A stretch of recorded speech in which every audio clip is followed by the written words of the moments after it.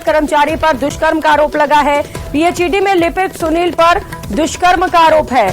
Mobile दिलाने के बहाने पीड़िता को वो घर ले गया था। डरा धमकाकर नाबालिग से दुष्कर्म किया गया। पीड़िता के परिजनों ने थाने में से लेकर एफआईआर दर्ज करा दी है और अब पुलिस पूरे मामले को लेकर जांच पड़ताल में जुटी हुई है। पीएचईडी के लिपिक सुनील पर दुष्कर्म के आरोप लगे और इसके बाद लोगों में गुस्सा बढ़ा। लोगों ने बांधकर जमकर उसकी पिटाई कर डाली। तस्वीरें भी आपको दिखा रहे हैं जहां पर दुष्कर्मी की पिटाई की गई है। आरोपी के खिलाफ लोगों में गुस्सा है और सख्त कार्रवाई की भी मांग की जा रही है। पॉक्सो एक्ट के तहत मामला दर्ज कर लिया गया और अब पुलिस पूरे मामले को लेकर तफ्तीश कर रही है। हालांकि अब तक आरोपी की गिरफ्तारी नहीं हो सकी है। तो मोबाइल दिलाने के बहाने नाबालिग को इसने झांसे में लिया, इसे अपने घर ले गया और वहां पर दुष्कर्म की वारदात को अंजाम दिया।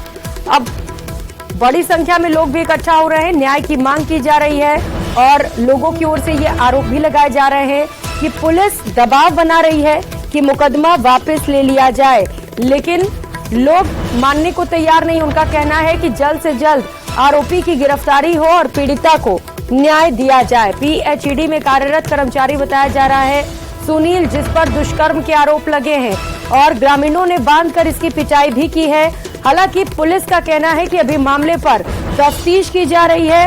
अगर दोष सिद्ध हो पाया तो उसके बाद आरोपी की गिरफ्तारी भी की जाएगी। परिजनों की ओर से मुकदमा दर्ज करा लिया गया है।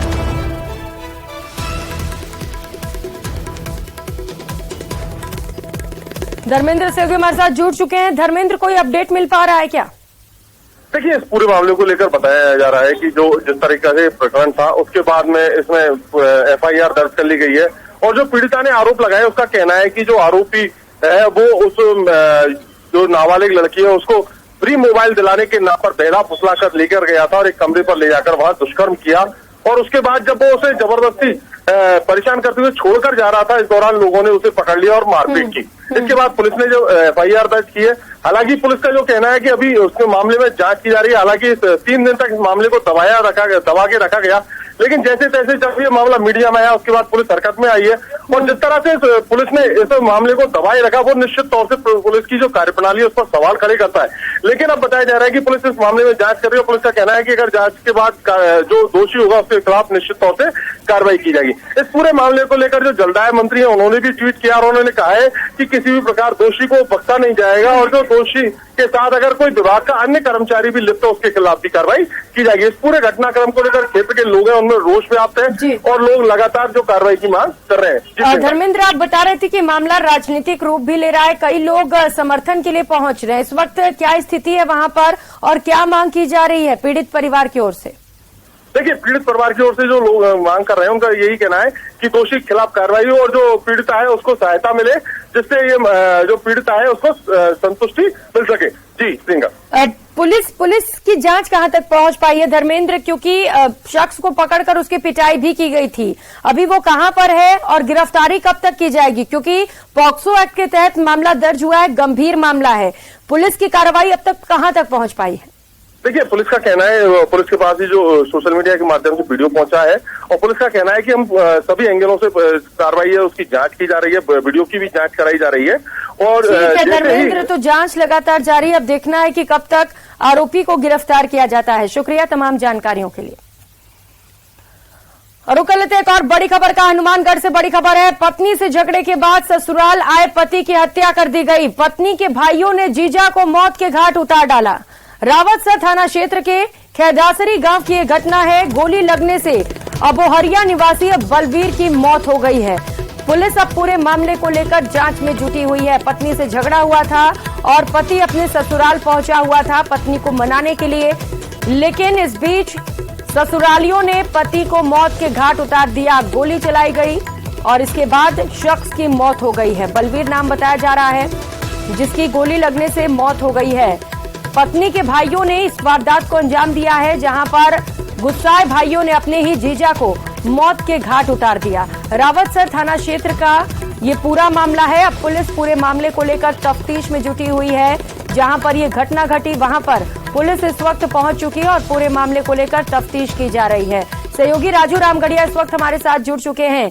राजू, सालों ने मिलकर जीजा की हत्या कर दी। क्या हो गया था वहां पर, क्या कहा सुनी हुई और अपडेट क्या है मामले पर? जी बिल्कुल, ये जो रावतसर पुलिस है उनका ये कहना है कि ये कुछ दिन पहले जो है ये अबोहरिया निवासी बलवीर है, इसका अपनी पत्नी से झगड़ा हुआ था और कल रात को ये अपनी ससुराल पहुंचा और इसके बाद फिर कोई आपस में विवाद हुआ तो इसके दो जो साले बताए जा रहे हैं, कालू और शंकर, उन्होंने बंदूक से फायर किया जिससे इसकी मौत हो गई। ये रात्रि की घटना थी। पुलिस को सुबह इसकी सूचना मिली, पुलिस मौके पर पहुंची। फिलहाल जो है मृतक जो है बलवीर, उसका जो शव है उसको रावतसर चिकित्सालय की मोर्चरी में रखवाया गया है। पुलिस मामले की जांच में जुटी है और जो दोनों फरार है जो साले, उनकी भी तलाश में पुलिस जुटी हुई है और बाकी जो भी अनुसंधान है वो चल रहा है। फिलहाल जो प्रारंभिक जांच जो पुलिस ने बताई, जांच में जो बात सामने आई वो यही थी कि इसका अपनी पत्नी से विवाद चल रहा था और ये कल रात्रि को अपनी ससुराल पहुंचा। वहां दोबारा इसका अपने सालों से विवाद हुआ। सालों ने यही कहा कि मेरी बहन से आप मारपीट करते हो, जो भी ऐसी कोई बात हुई उसके बाद जो है उन्होंने बंदूक से गोली चलाई जो इसको लगी और इसकी मौके पर ही मौत हो गई। जी, ये बंदूक इनके पास कहां से पहुंचा था राजू? क्या ये लाइसेंसी पिस्टल था या फिर अवैध हथियार था? इसे लेकर जानकारी मिल पाई है क्या? जी, पुलिस इस बात की जांच कर रही है, मगर प्रारंभिक रूप से जो बात सामने आई है, जैसा पुलिस के अधिकारी कह रहे हैं कि ये अवैध बंदूक है। एक लमछड़ बंदूक होती है जो शिकार करने के काम आती है, इस तरह की बंदूक ये बताई जा रही है।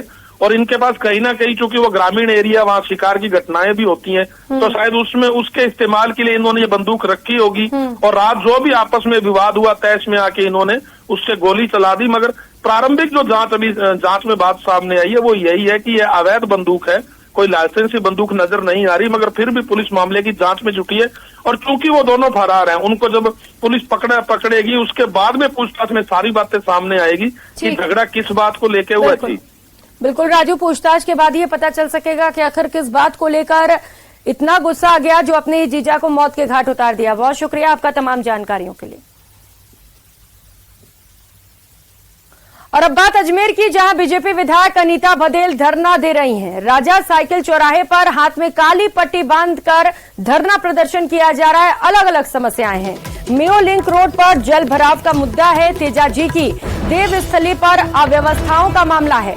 जल भराव है। गुलाब बाड़ी फ्लावर का निर्माण नहीं हो रहा है और इन समस्याओं को लेकर राजा साइकिल चौराहे पर विरोध प्रदर्शन किया जा रहा है। विधायक अनीता बघेल ने कहा कि कई सालों से इन समस्याओं को लेकर जिला प्रशासन और कलेक्टर को ज्ञापन भी देती आ रही हैं, लेकिन उनकी कोई सुनवाई नहीं की जा रही, जिसके चलते आम जनता काफी परेशान है। और अब विधायक आम जनता की परेशानियों को लेकर, उनके निस्तारण की मांग को लेकर अब सड़कों पर बैठी हुई हैं। तस्वीरें आपको दिखा रहे हैं जहां पर विधायक खुद सड़कों पर बैठकर धरना प्रदर्शन कर रही है। अनीता बघेल की तस्वीरें आप देख पा रहे हैं जहां पर बड़ी संख्या में अनीता बघेल के समर्थक भी वहां पर पहुंचे हुए हैं।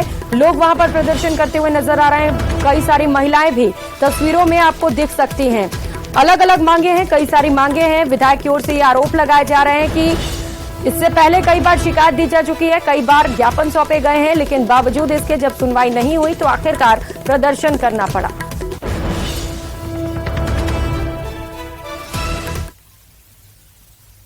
तेजाजी की देवली जो एक पवित्र स्थान है, धार्मिक स्थान है, उसके चारों तरफ लगातार 2-3 महीने से पानी भरा हुआ है। जब से विप्र जॉय आया है तब से लेकर के अब तक ना तो स्कूल में बच्चे जा पा रहे हैं, ना लोग घरों से बाहर निकल पा रहे हैं। बड़े बुजुर्गों कभी थोड़े बहुत समय के लिए बाहर निकलते भी हैं तो पानी में गड्ढे नहीं दिखते और उसके कारण से उनको एक्सीडेंट हो रहा है। ऐसी स्थिति में लगातार जिला प्रशासन को तेजाजी की देवली की समस्या, मेयो लिंक रोड की समस्या, ये जो गुलाबबाड़ी का ब्रिज बन रहा है, ये पिछले 5 सालों से कांग्रेस के सरकार में बंद पड़ा हुआ है। अशोक सिंह भाटी इस वक्त हमारे साथ जुड़ चुके हैं। अशोक, विधायक खुद सड़कों पर बैठी हुई हैं, परेशान है, कह रही है कई बार इसे लेकर शिकायतें दी गई, अलग अलग मामले हैं। सारे मामले बताइएगा, कौन कौन से वो मामले जिन्हें लेकर विधायक धरना प्रदर्शन कर रही हैं और क्या समझाइश के लिए कोई पहुंचा है वहां पर, क्या स्थिति है इस वक्त? जी बिल्कुल, अजमेर दक्षिण की विधायक हैं और प्रदेश की प्रवक्ता भी है अनीता बघेल। वो अपने क्षेत्र में राजा साइकिल चौराहे पर धरने पर बैठी हैं। सुबह से ही धरना जारी है और उनका विरोध प्रदर्शन जनता के साथ जो है किया जा रहा है। काली पट्टी बांधकर वह प्रदर्शन कर रही है और बता रही है कि मेयो लिंक रोड जो है लंबे समय से पानी वहां पर भरा हुआ है, लेकिन कोई सुनवाई नहीं हो रही है। इसी तरह से अलग अलग वार्डों में पानी की जो सप्लाई है वो बाधित है। इसके साथ साथ जल भराव की समस्या आज तक वैसी की वैसी बनी हुई है। जब से विपर्जोई का तूफान आया था, इस दौरान जो है कई कॉलोनियों में जल भराव की समस्याएं देखने को मिली थी। वो समस्याओं का निदान आज तक नहीं हुआ है। इसे लेकर उन्होंने कई बार कलेक्टर को ज्ञापन दिया है। इसके अलावा भी उन्होंने बताया कि 2 साल से 3 साल से जो फ्लाईओवर है गुलाबबाड़ी का वो नहीं बन पाया, जिसके कारण भी कई अव्यवस्थाएं फैली हुई है। तो तमाम समस्याओं को लेकर यहाँ पर जो है विरोध प्रदर्शन यहाँ पर किया जा रहा है। अभी विधायक अनीता बघेल से कुछ समय पहले ही बातचीत हुई। उन्होंने कहा कि एसडीएम से उनकी बातचीत हुई है, वो यहाँ पर आएंगे, उसके बाद ही जो है धरने को समाप्त किया जाएगा। समस्याएं कई सारी हैं, पहले भी निदान की मांग की गई, लेकिन मांगों को अनसुना किया गया। अब देखना है कि विधायक के सड़क पर बैठकर प्रदर्शन का कितना असर पड़ता है। बहुत शुक्रिया आपका तमाम जानकारियों के लिए।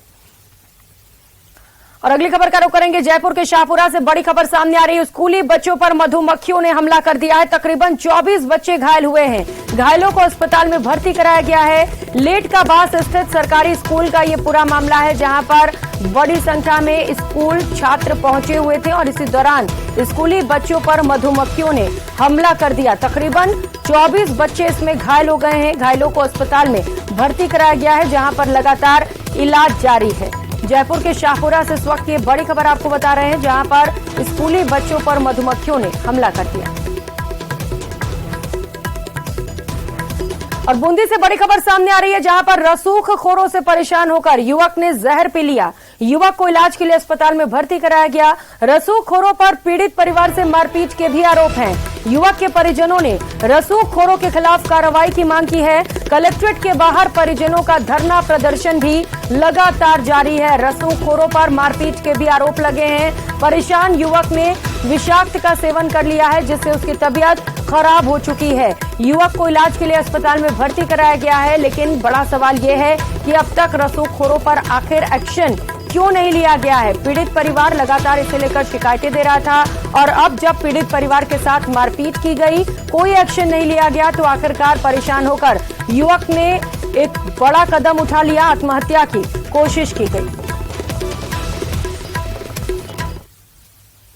और खबर जयपुर से है। एसएमएस अस्पताल के सर्जन ने जटिल ऑपरेशन किया है। अस्पताल के सीटीवीएस सर्जन ने एक जटिल ऑपरेशन को अंजाम दिया है। फायरिंग में घायल युवक की जिंदगी बचा ली गई। 3 दिन पहले फायरिंग में युवक घायल हो गया था। वो अस्पताल पहुंचा था। सीने को छूती हुई हार्ट में गोली फंस गई थी। डॉक्टर्स ने दूरबीन की मदद से गोली को बाहर निकाल दिया है। डॉक्टर्स ने VATS तकनीक से गोली को बाहर निकालकर शख्स की जान बचाई है।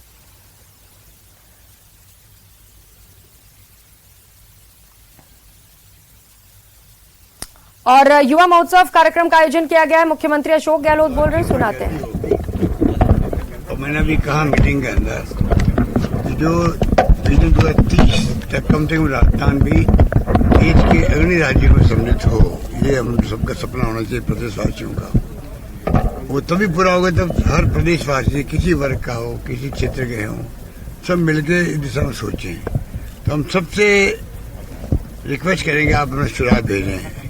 अभियान चलेगा कॉलेज में, स्कूलों के अंदर ऐसे कंपटीशन है बच्चों के लिए, डिबेट कंपटीशन से वो करवाएंगे। अभी जैसे युवा नीति घोषित हुई है, तो हम देखा होगा सबको पूछ के उन्होंने युवा नीति बनाई है। उन सब वर्गों को साथ लेंगे और प्री बजट में हम लोग जो बुलाते हैं इंडस्ट्री वालों को, ट्रेड वालों को, धर्म गुरुओं को बुलाते हैं, मजदूर संगठनों को बुलाते हैं, जिन को बुलाते हैं, उन सबको भी इन्वॉल्व करेंगे। हम चाहेंगे सब मिलकर के ऐसी विजन डॉक्यूमेंट बन जाए हमेशा के लिए, जिससे उस वक्त तक जो है 30 जब आएगा तब कम से कम हम राजस्थान वाले गर्व से कह सकते हैं हम भी देश के अग्रणी राज्यों में सम्मिलित थे। बस ये मेरा सोच है। उन सब आएगी, पर कैपिटा इनकम भी आ जाएगी, IMR, MMR जो तो मातृ मृत्यु दर, शिशु मृत्यु दर कैसे कम और हो, हैप्पीनेस इंडेक्स कैसे बढ़े, पानी, बिजली, शिक्षा, स्वास्थ्य, सड़कें वो तो ही है, सोशल सिक्योरिटी कैसे हम और अधिक मजबूत कर सके, जो हम नवाचार कर रहे हैं राजस्थान में और मजबूती आए उसके अंदर। मतलब आज भी राजस्थान के क्षेत्रों में हम लोग पहल हम करते हैं देश के अंदर, और बाकी राज्य फॉलो कर रहे हैं। ये तो आपके सामने है। तो क्यों नहीं हम जो है विजन ही बना रहे हैं हमेशा के लिए, तो हमारे नई पीढ़ी को एक कॉन्फिडेंस पैदा होगा कि राजस्थान का नौजवान कुछ भी कर सकता है देश के लिए, प्रदेश के लिए। मेरी भावना पॉलिटिकल डेमोक्रेसी भी जोड़ने की बात कही थी सीपी जोशी जी ने, कहा कि पॉलिटिकल डेमोक्रेसी भी इसमें जोड़ना चाहिए ताकि बच्चे इसको भी पढ़ सकें, समझ सकें इस नीति में। तो बचपन से हम लोग ऐसे आए हुए हैं, जो 1980 में आए थे, जिसमें सीपी जोशी जी भी थे। आज देश के अंदर कांग्रेस नेता जितने भी हैं देश के अंदर 40 साल में जो बने हैं, मैं बार बार कहता हूँ, चाहे वो प्रदेश कांग्रेस अध्यक्ष बने हों, चाहे वो सीएम बने हों, चाहे वो केंद्रीय मंत्री बने हों, या आईसीसी महामंत्री बने हों, या कोई पद पे गए हों, तमाम लोग जो है 80 के दशक में जो आए थे जीत करके यूथ कांग्रेस एनएसयू से, वही छाए हुए अभी तक है, वही छाए हुए अभी तक है। सर ये प्रधानमंत्री, और हम चाहते हैं कि उसके बाद में जो 90 का दशक भी आया है, लगातार 40 साल किसे कहते हैं, लंबा अरसा होता है, तो 40 साल के अरसे में भी नई पीढ़ी आनी चाहिए, जो उस रूप में जो हमारी पीढ़ी थी, जिसने संकट देखा, इंदिरा गांधी चुनाव हार गई थी, डटे रहे हम लोग, कमिटमेंट हमारा था कांग्रेस नीतियों से, कार्यक्रमों से, सिद्धांतों से, आजादी की जंग लड़ी गई थी, वो जज्बा सुनते थे, समझते थे, और वो भावना रख के दिल के अंदर राजनीति करना सीखे हम लोग। उसके स्थायी रूप से हम लोग जमे रहे, स्थायी रूप से। हम तो ये सपना देखते नई पीढ़ी के लोग आए, वो भी पूरी ईमानदारी से, निष्ठा से प्रतिबद्ध हो गए पार्टी के प्रति। अगर अपना आप समर्पित कर देते हैं तो उनका भविष्य उज्जवल है, उनके साथ में देश का भविष्य उज्जवल है। अगर वो उनका कमिटमेंट नहीं होगा, खाली कोई पद लेने तक सीमित रह जाएंगे कि मैं कोई बन जाऊं, पद लेकर बैठ जाऊं, पद ले सकता है, कई लोग पद मिल जाते हैं, तो ना वो पार्टी का ना देश का कोई कंट्रीब्यूशन नहीं कर सकते वो। तो मैं अपील करना चाहूंगा तमाम नौजवानों को, आप खाली सिर्फ और सिर्फ जो संविधान की मूल भावना है प्रेम बल के अंदर और कर्तव्य दिए हुए पब्लिक को, वो तक साथ रख करके आप जो नीति हैं, जो कार्यक्रम है, सिद्धांत कांग्रेस के हैं, वो अपना लो आप तो खाली, बस और कुछ नहीं करना है। स्वतः ही देश में जो हालात बन गए हैं मोदी जी के राज में, तनाव का माहौल है, हिंसा का माहौल है, धज्जियां उड़ रही लोग ये हमारे संविधान की, लोकतंत्र खतरे में है, दुरुपयोग हो रहा है ईडी, इनकम टैक्स, सीबीआई का, जुडिशरी में दबाव है, ये तमाम बातें लोग समझ जाएंगे, लोग खुद ही समझ जाएंगे। हम अपने आप को दृढ़ रखें, युवा पीढ़ी हो चाहे नौजवान हो, हर कांग्रेस जन मेरा मानना अगर रखेगा तो देश का भविष्य भी उज्जवल है, मेरा मानना। सर प्रधानमंत्री नरेंद्र मोदी जो है ये मुस्लिम मोदी मित्र बना रहे हैं, हर स्टेट को डायरेक्शन दिए गए, ये एक मैसेज देने की कोशिश कर रही है कि मुस्लिम मोदी मित्र बनाओ, कि कैसे डाइवर्ट हुए पूरे जो स्कीम्स हैं वो रहे उसके लोगों को। देखिए अब ये मैं पढ़ रहा हूँ, देख रहा हूँ, मैं भी देख रहा हूँ, देश समझ रहा है, देश समझ रहा है, हमें उस पर कुछ नहीं करना है। वो चाहे अगर मुस्लिम प्रेम जागृत हो गया है तो इसमें क्या दिक्कत है, अच्छी बात है। हम तो चाहते हैं कि उनके सब धर्मों के लोगों के प्रति, सब जातियों के प्रति उनका प्रेम जागृत हो। हम दुआएं करते हैं प्रधानमंत्री जी से, आरएसएस वालों से, अमित शाह जी से, आपका प्रेम जागृत हो, मुस्लिम हो, ईसाई हो, फारसी हो, जैन हो, सिख हो, हर जातियों के साथ में, दलितों के साथ में। पर मेरा अनुभव कहता है कि 70 साल तक कभी ये लोग बोले नहीं, ना महात्मा गांधी का नाम लिया, ना लिया नाम सरदार पटेल का नाम लिया, ना अम्बेडकर का नाम लिया। खाली अब चुनाव जीतने के लिए गुजरात गए, इसलिए गुजरात में बहुत बड़ा बनाया, स्टेचू बनाया है पटेल साहब का, अच्छी बात है। तो उनको पूछो भाई आपने 70 साल तक नाम क्यों नहीं लिया सरदार पटेल का? क्योंकि सरदार पटेल ने यहाँ पे बैन लगाया था, आरएसएस पे प्रतिबंध लगाया था, वो आपकी टीस आपके दिल के अंदर थी, इसलिए आपने नाम नहीं लिया, सरदार पटेल का नाम नहीं लिया, गांधी जी का नाम नहीं लिया, क्योंकि गॉडसे कौन था सब जानते हैं। पंडित नेहरू को आपने जानबूझ के, जो उनका त्याग बलिदान था, 10 साल से जेल में बंद रहे वो उस जमाने के अंदर, उनका बुलाना चाहते हो। अगर आप इतिहास को बुलाओगे महापुरुषों को, आप फिर महापुरुष कैसे बन पाओगे देश के अंदर? ये चिंता उनको खुद को होनी चाहिए, उनके संगठन को होनी चाहिए कि हमारे नेताओं का नाम आने वाली पीढ़ियां 10 साल, 15 साल, 20 साल, 25 साल बाद में कैसे नाम लेगी इनका, बताइए। ये इनका अप्रोच बहुत गलत अप्रोच है, ये मैं दिल से कह रहा हूँ। सरकार ने डेमोक्रेसी किसने दी है? कांग्रेस ने दी डेमोक्रेसी देश को, इसलिए डेमो की रक्षा हमने करी है, जान दे करके इंदिरा गांधी जी ने, राजीव गांधी जी ने खालिस्तान नहीं बनने दिया। तो ये हमें पार्टी सिखाते हैं, कांग्रेस मुक्त भारत बना दो, वंशवाद चल रहा है। आपको क्या पंचायती है, हमारी पार्टी में क्या चल रहा है? हम पूछेंगे कि आपके आरएसएस वाले क्या करते हैं, बीजेपी वाले क्या करते हैं, उनके परिवार में क्या चलता है, हम पूछते हैं उनको। वो कौन होते पूछने वाले कि हमारी पार्टी में वंशवाद है क्या है? अरे वोट तो गुप्त होते हैं, तब भी क्यों इस परिवार को लोग चाहते हैं, चाहते रहेंगे? क्यों बताइए, वो पूछो उनको, जवाब इनके पास में। आप पंचायती कर दो बिना मेरे कांग्रेस की, मुक्त कर दो कांग्रेस को देश से, क्या मुक्त कर दोगे? कांग्रेस कभी मुक्त नहीं होने वाली है, हर घर में कांग्रेस है देश के अंदर। इनकी पार्टी की हालत खराब हो रही है, इनकी पार्टी में फूट है, इनकी पार्टी में वो रेस्पेक्ट खत्म हो रहा है मोदी के खुद का। ये चिंता की तो नहीं, मोदी खुद के लिए आज जो पहले रेस्पेक्ट था पब्लिक में वो तो कम हुआ है। मोदी जी का रेस्पेक्ट जो है उसके साथ में इनकी पार्टी में कम हो रहा है। पूछ लीजिए आपके बीजेपी वालों से, इनकी मीटिंगों में क्या होता है, पहले क्या होता था, अब क्या होता है। इनके संसदीय दल की मीटिंग होती है पार्लियामेंट के सेंट्रल हॉल के अंदर, वहाँ क्या माहौल होता है, पहले क्या था, अब क्या है, मालूम कर लीजिए आप लोग। मैं मोदी जी को कहना चाहूंगा, इस बात को समझा, वो भी ठीक है, संबंधित प्रधानमंत्री हो, वो भी जी मान सम्मान तो रखो कम से कम। आप किस प्रकार से आपका अप्रोच है, उससे आपकी पार्टी आपके खिलाफ हो रही है, धीरे धीरे रिवोल्ट हो सकता है आपके खिलाफ में, तो आप समझ सकते हो। अब सुनते रहे आरएसएस के इनके बीच में बनती कि नहीं बनती, हमें क्या मतलब उनसे, बनो नहीं बनो। हम तो ये कहते हैं देश एक रहे, अखंड रहे, उसके लिए मैं समझता हूँ पूरे देशवासियों, किसी पार्टी के हैं, किसी विचारधारा के लोग हैं, सबको देश प्रेम के लिए, भारत माता के लिए एकजुट रहना चाहिए, मेरा मानना है। एक छात्र नेता इंतजार कर रहे हैं छात्र संघ चुनाव का, वो शिक्षा राज्य मंत्री जो है हमारे उच्च शिक्षा राज्य मंत्री, वो इसको दिखवा रहे हैं, बातचीत करके वो फैसला करेंगे। वो कह रहे हैं कि आपके पास फाइल है, आप ही अंतिम फैसला लेने वाले हैं। नहीं, अच्छी बात नहीं है, वो तो मैं बात करूँगा। पत्र लिखने की और एफआईआर दर्ज ये मैं जरूर कहना चाहूंगा, लिंडो कमेटी बनी थी, लिंडो कमेटी में रिकमेंड बहुत शानदार थी, चुनाव होने बंद हो गए थे। मैं ही वो मुख्यमंत्री हूं जिसने राजस्थान में चुनाव वापस प्रारंभ करवाए थे। हमसे बड़ा कमिटमेंट किसका होगा चुनाव के अंदर? पर आज जो पैसे खर्च कर रहे हैं बच्चे अभी से ही, एमएलए एमपी के चुनाव लड़ रहे हों, तो कहाँ से पैसे आता है, क्यों खर्च कर रहे हैं?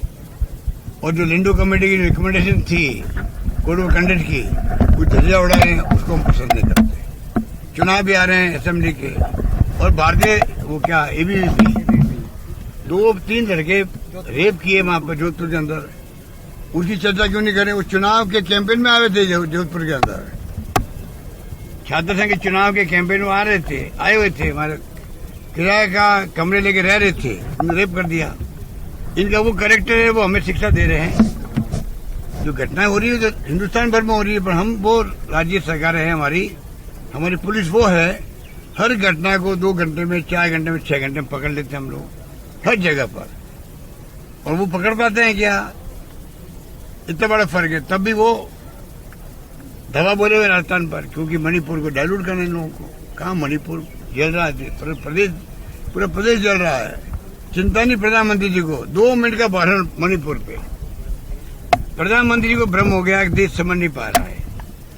देश बहुत होशियार है, देश के देशवासी बहुत ही रॉबर्ट कॉमन सेंस रखते हैं, हर चीज को नोट करते हैं वो लोग, और कभी माफ नहीं करेंगे लोगों को। जिस प्रकार आपने मणिपुर को लेकर जो आपने मैसेज दिया कंट्री को, 2 मिनट का भाषण दिया, मैंने सुना है, ये अच्छी बात नहीं है। उनको खुल के आधा घंटा बोलना चाहिए था। हमने क्या क्या स्टेप उठाए हैं, बेसिक प्रॉब्लम क्या है, प्रॉब्लम कैसे खड़ी हुई, पहले भी दंगे हुए थे, बताते वो। मान लो कांग्रेस राज में दंगे हुए थे, वही बताते वो। पूरा कम से कम गंभीरता दिखती है उनकी। पूरा देश जो है चिंतित है जिस प्रदेश के लिए जहाँ आग लगी हुई है। क्या पूरे देशवासी अपेक्षा नहीं करते प्रधानमंत्री जी से कि आप कम से कम बताओ देश को, भाई वहाँ क्या हो रहा हालात? आज भी हम लोगों को नहीं मालूम, हमें भी नहीं मालूम है। मुख्यमंत्री कह रहे हैं 100 से अधिक तो रेप हो चुके हैं यहाँ पर, हजारों एफआईआर दर्ज हो रही है, मेरे हाथ में कुछ नहीं है। उसके बाद में कुछ नहीं कर रहे हो। आप राष्ट्रपति शासन लागू कर देते तो वो तो आपके गवर्नर ही तो है, आपके एडवाइजर होते, आपके शासन आपका ही होता। क्यों नहीं आप ये कदम उठा रहे हो वहां पर?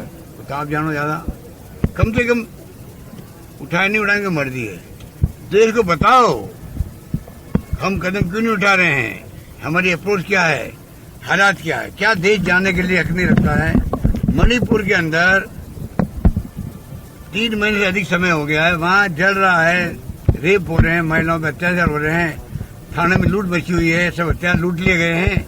क्या वो मतलब उसका हालात क्या होगा आने वाले वक्त के अंदर, वो बताना नहीं चाहिए देशवासियों को। इतना मैं सोचता हूँ कि देशवासी अपेक्षा करते हैं प्रधानमंत्री से।